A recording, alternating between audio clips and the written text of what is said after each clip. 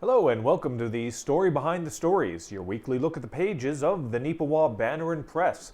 I'm Eoin Devereux, news and sports reporter with the Banner Press, welcoming you once again to the show. With me this week, Kira Paterson. Kira, good to have you. Yeah, good to be here.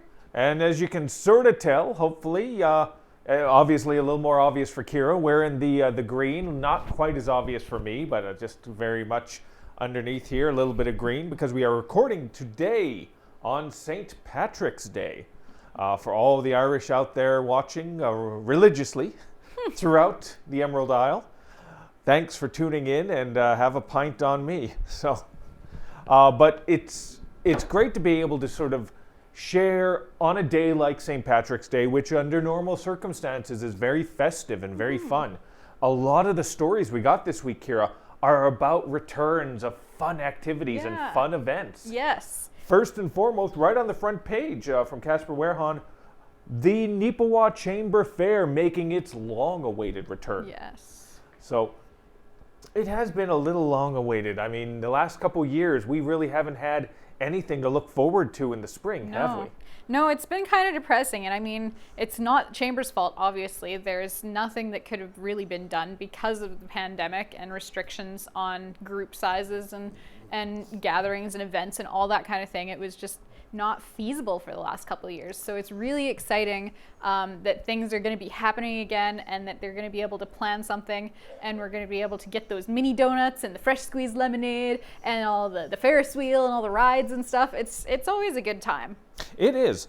And you don't realize how much you miss something. Even if you don't participate in it, I don't really go on the rides anymore because, you know, I'm at that age right now where I sort of know how the rides are assembled. And that's not a dig towards the Saturn shows, which is coming and going to be setting up the rides. They've always done a tremendous job, but you know. Nobody's ever died at the Nipahwa Fair as far as I know, so. Man, you are going with the positivity. Man, hopefully we could say that for every story here, but again, with the fair, I mean, it's family oriented. It's a lot of fun. You've got the midway, as we said, with a lot of the fun rides. It's the B show. Like for Saturn shows, they got the A show, which is Winnipeg, Brandon, the bigger communities, the bigger cities, and the B show, which goes to smaller communities such as ours. But it's still a nice sort of setup for a smaller community. Like, let's not get it twisted here. There's no way we're going to have the provincial X, like in Winnipeg, coming to Nipahwa. I mean, it would pretty much take up all the space of Nipahwa. Pretty much. But still, what they're able to bring to the table is still a whole heck of a lot of fun, along with, as you said, some of the other secondary events that go with it. And really just anything right now is going to be very much welcome. Yeah.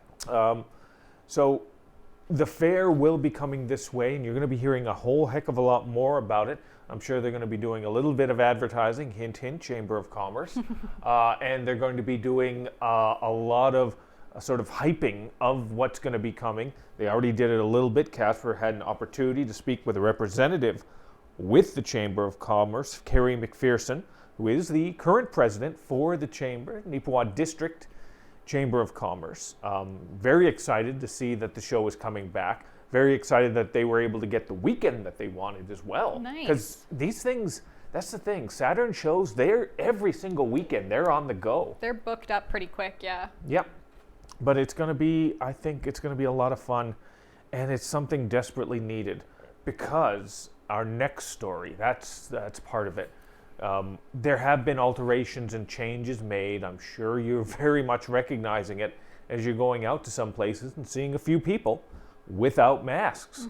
So it's in regard to the health mandate update. There's been changes province-wide, but in terms of personal changes for schools, facilities, other things, Kira, you've got the story on how that's playing out. Yeah. So the changes provincially is basically no more rules. Everything is back to normal. Woo! Wild West. As you can maybe tell on the show, we're not sitting 6 feet apart anymore, so that's part of that. But yeah, so there are some places that are still kind of being cautious.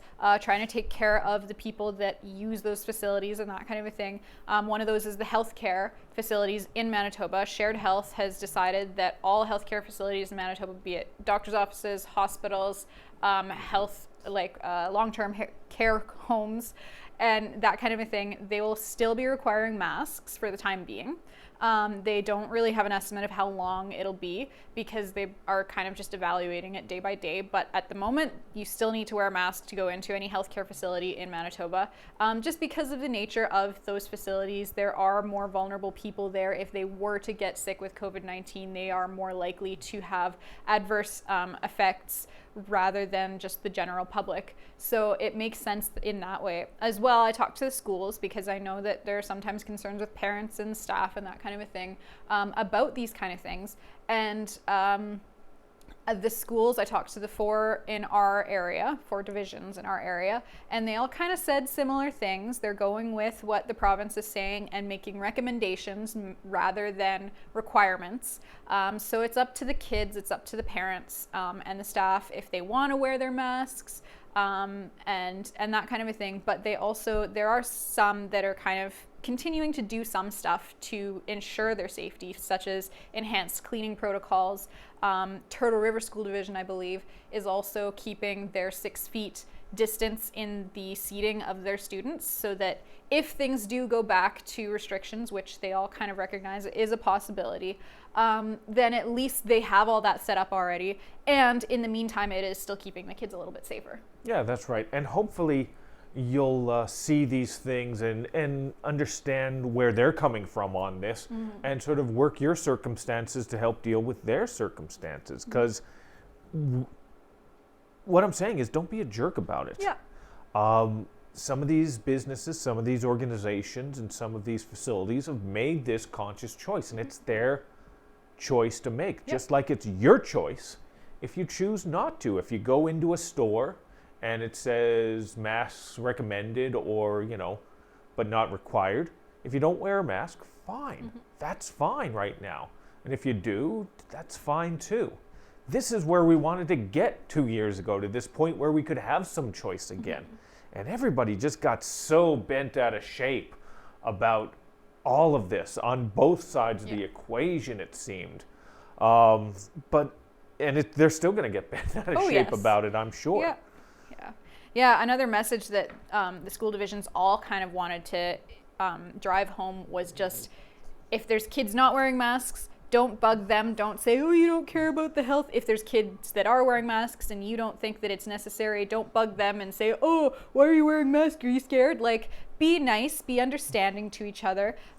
Schools are obviously a zero tolerance for bullying and that kind of a thing. So they're just trying to remind people to be kind. I've actually seen a business or two still requiring masks to come inside. So if you don't agree with that, just don't go to that business until they change their minds, I guess.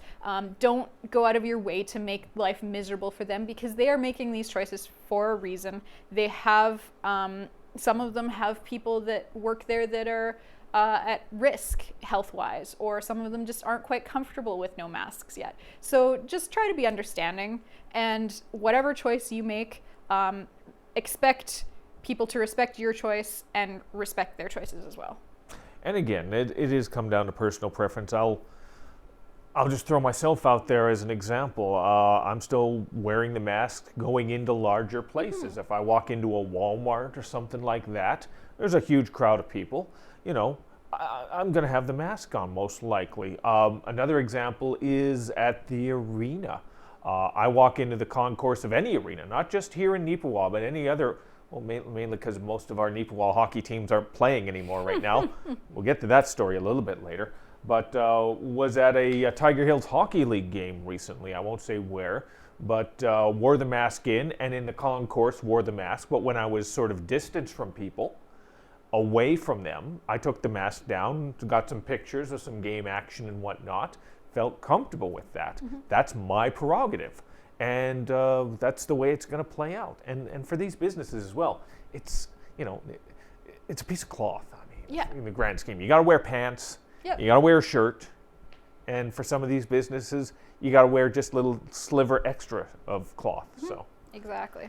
Yeah. It's really not that big a deal. So especially when we figure what we're going to be getting back from this. As we talked about, we're getting the return of the Chamber Fair, which is a big one. And we're also getting a return. This episode needs to be called The Return of, quite honestly. Story behind the story is the return of everything. And the next one is Canada Reads. This is a really fun event. I've been to one or two of them. It's more for the readers, the literary fans. But Canada Reads is something that CBC does every year, and they have 5 celebrities that each pick a Canadian book, and they'll do debates and battle it out. So Canadian celebrities. Yes, Canadian celebrities. Heck, Kira, technically we're Canadian celebrities. Right, I know. I have to say, the ones that are... I didn't receive a phone call. I know. Who's in charge of this? Come on. The ones that I saw in there, I've never heard of either. So come on, I'm just as good. I'm on the same tier as the guy who hosts Canadian Family Feud. Come on. Exactly. Maybe not. But yeah, this is basically a battle of the books. And the Margaret Lawrence Home in Nipahwa does their own kind of adaptation of this. They'll go with the books that are chosen nationally and have a little excerpts read from them, have discussion about it, have some wine and cheese, all the good stuff. And they basically just have a nice little night of discussing books. And if that's something that you're into, definitely check it out. Let me remember what the date is. It is March 23rd. So that's coming up pretty quick, and it's going to be held at Arts Forward because they have a little bit more space. And when they were planning this, the Margaret Lawrence Home was just too small for if there was going to be capacity limits for COVID-19. But obviously there's not now, but they didn't know that when they were planning it, so they wanted to plan ahead. So it's going to be at Arts Forward.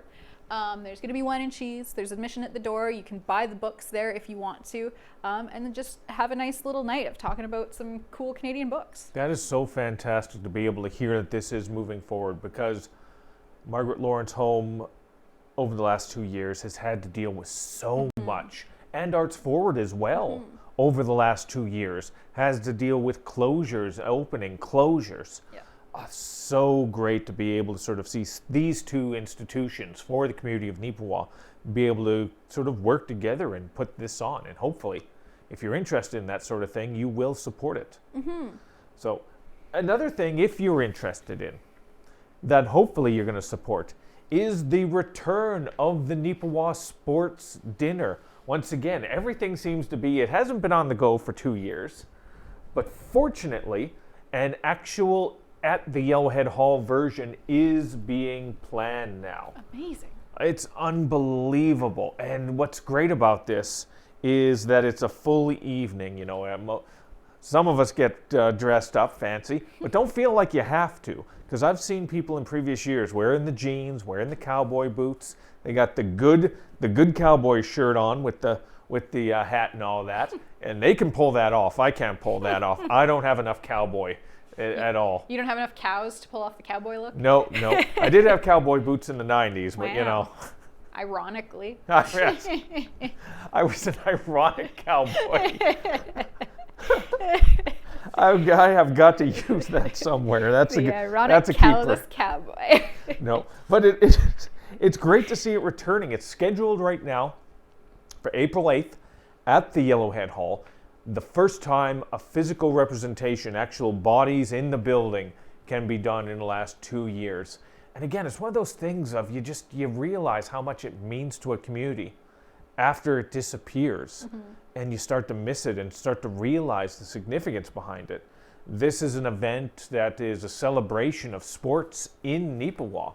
Even though it is run by the Nipahwa Titans Junior A hockey team, it's not just for the Nipahwa Titans, it's for all avenues of sports. Basketball, curling, baseball, anything and everything. And the reason I say that is because every year the sports person of the year is named at the sports dinner. We haven't had one the last 2 years. Last ones to win were Scott and Candace Newton in 2019 for their work in baseball. Oh, yeah. Year before that was an individual we will be talking about a little bit later on this episode as well. Darren Rowe for basketball. So many others, gymnastics, boxing / mixed martial arts, and of course, several for hockey. Of course. So hopefully, we'll find out soon enough what individual will be honored, or individuals. As we just saw, 2 individuals honored at the last one. And it's great to be able to recognize those people who put the time and effort in to bring these types of activities on all levels to Nipahwa. So the sports dinner is going to be fun. They got an auction that's going to be going on as well, I believe. They're going to be doing a lot of things because it is also a fundraiser for the Neepawa Titans hockey team. Those fancy new uniforms they wore this year don't pay for themselves. And they do give a portion, though, to a local group or local organization, which is nice. Yeah. It's really nice that they are able to help out in some way, shape, or form.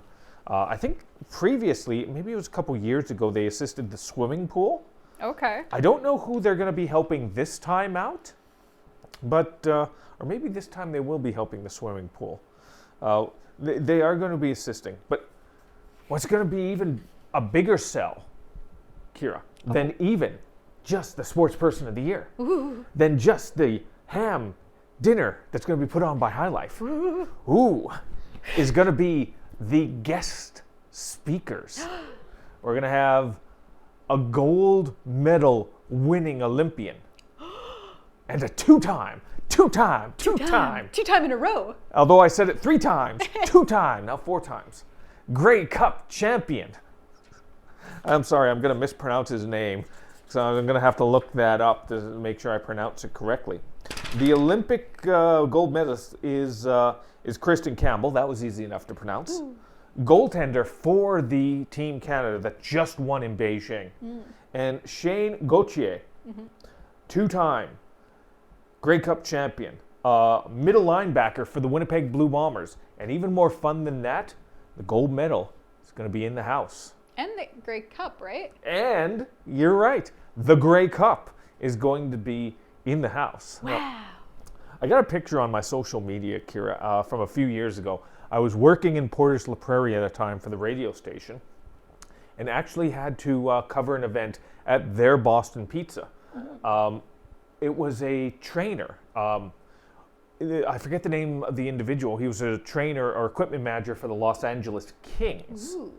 And the Kings had just won the Stanley Cup that year, and he was also assisted Team Canada at the most recent Olympics. So Olympic gold medal and the Stanley Cup were at, and I got a picture with me with my tie on and my goofy grin, you know, and just sort of smiling away, standing next to the Stanley Cup. And it was great to see it up close and personal. It really meant something because I love sports.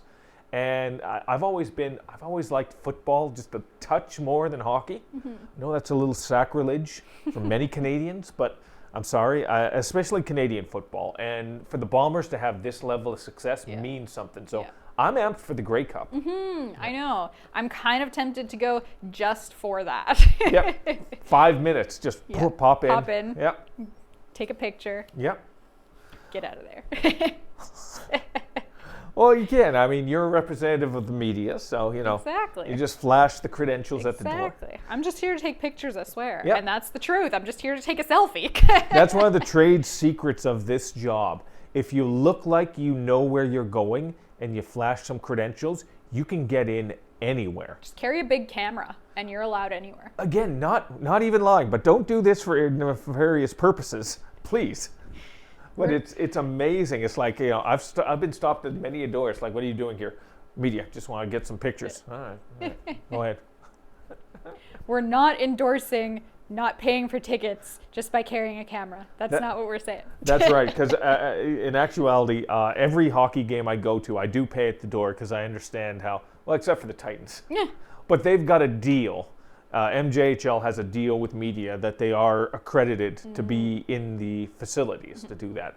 But for other things like high school hockey, Tiger Hills and whatnot, figure skating, all those events, I pay at the door. So, and then Ken reimburses me every 2 weeks. So thank you, Ken.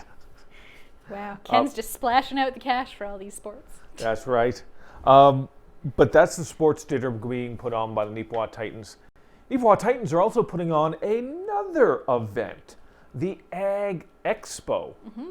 Casper wrote up that story. Again, it's like a broken record. It's been 2 years since it's gone on, and it's sort of the representation that we're familiar with. Yeah, well, I think that this one, because the last 2 years they did it on TV, on Yes. NAC TV. And I think that this one is actually going to be the same. I don't think they're having it in person this year.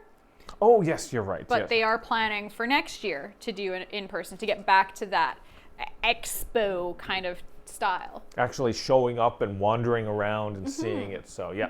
No, you're right. I forgot about that. I got a little ahead of myself. I apologize, all loyal listeners and readers and watchers of the show and the newspaper. My bad. As usual. Yeah. It's always your bad. But it's nice to see that they're going to be able to get going with that next year, and that they are going with that this year. Again, it is a fundraiser. Man, you'd think the Nipahwa Titans were just rolling in money. They're not. I don't know that for sure, but if usually it's the breaking even is pretty darn good for them, because hockey is an expensive sport. Yes. And again, those jerseys, those flashy new jerseys, don't pay for themselves. But it's good to see that the Ag Expo is going to be sort of a fun feature that's going to be coming up in the near future. Yeah. Yeah. We're talking all about the Titans doing stuff off the ice. And, well, kind of honestly, there's a reason for that. Their season is officially over. They did not make it into the playoffs for the Manitoba Junior Hockey League. They lost their last 2 games against the Waiwasakapo Wolverines. They ended up in their last 10 games actually going 1-8-1. And they ended up missing the playoffs, Kira, by 2 points. Just So close. They weren't able to get the job done. And they did the best they could. But they were up against the Dauphin Kings, who are the top team in the division, second best team in the league. And they went up against the Waiwasakapo Wolverines, the second best team in the division. And as it stands right now, the 4th best team in the league, although they were the 3rd best team in the league when we were up against them. It was stiff competition, and we gave it the old best effort, but it just wasn't enough. I had an opportunity to speak with Ken Pearson, the general manager and head coach for the Titans, immediately after the player exit interviews had been done earlier this week. He expressed that there was disappointment. The team felt like they could have accomplished something, but the opportunities, they weren't able to take advantage of the opportunities over the season. And he emphasized the significance of the amount of games they played in overtime and went to a shootout, because there were, if I remember correctly off the top of my head, there were 13 of them that occurred during the season. And it was just a 54-game schedule, Kira. So 13 of 54. And they ended up losing 9 of those 13. And that, you do get a point when you go into extra time, sort of a loser point, no matter what. And even though they did get those 9 loser points, 4 more wins, 1 more win, 2 more wins, 2 more wins would have guaranteed them a place in the playoffs. That's the significance of every single game. A game in October means just as much as a game in March. But it wasn't meant to be for the Nipahwa Titans. But they're optimistic about the future. Even though they do have 7 20-year-old players who are going to be departing the team this year, they're aging out. There's still a really solid roster of young players who are sort of hitting that age demographic as well, and they're going to be leaders next season. So hopefully they'll be able to do something, but it's going to be tough. Next year, the Portage Terriers are hosting the National Championship for Junior A hockey, so they're going to load up a stacked team. Steinbach Pistons each and every year are one of the best teams in the league. And in our division, the Dauphin Kings, great season, probably going to be great next year. Waiwasakapo really turned their program around, so it's going to be interesting to see how it plays out. Let's close it out this week. Spend a few minutes on a specific individual. Want to definitely shine the spotlight on this. We mentioned him as a recipient a little earlier. He was a recipient a few years ago of the Sports Person of the Year, Darren Rowe, who has served as a coach for the NACI varsity girls basketball team and has served as a head coach for basketball in Nipahwa for 32 years. Wow. Unbelievable. Doesn't look it age-wise. You're aging out pretty darn good there, Darren. You don't look like you've been doing it for 3 decades.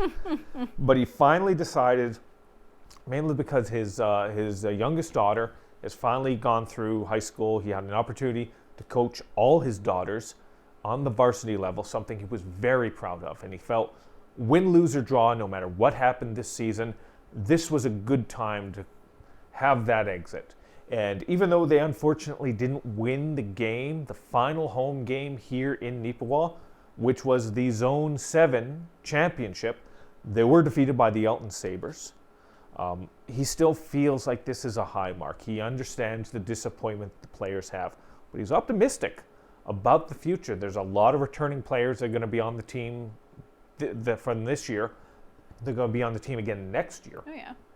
And he said, point blank, I'm still going to be rooting for him. And he still bleeds, as he said, Tiger black and gold. So Darren deserves that type of recognition, and we got a story with several pictures in there. I was very pleased to be able to share that story with you in this week's edition of the Banner. Yeah. Yeah, it's a great feature. Good local guy, local businesses, and then he's got his kids in school, and then he gives back to the community by helping them develop as athletes, and lots of other girls and guys, because he's coached boys teams and girls teams. So he That's really right. has made a big impact in the sports community here. That's right. Darren, thank you very much, and won many a championship banner over the years. Won Coach of the Year on several different levels over the years. So kudos to you, and thank you very much for supporting Nipahwa in that manner. So there's so many other stories we could go in on. We've barely scratched the surface. But that's why you need to pick up a copy of the Neepawa Banner Press to check those out. We were talking about CAA's got their annual Worst Roads coming up. Taking nominations for that. Yep. Now, a lot of them are Winnipeg-based, but there are several from rural areas. And if you see one, obviously point it out. There's another story that was submitted to us. Shelley Foster submitted this. It's on page 20.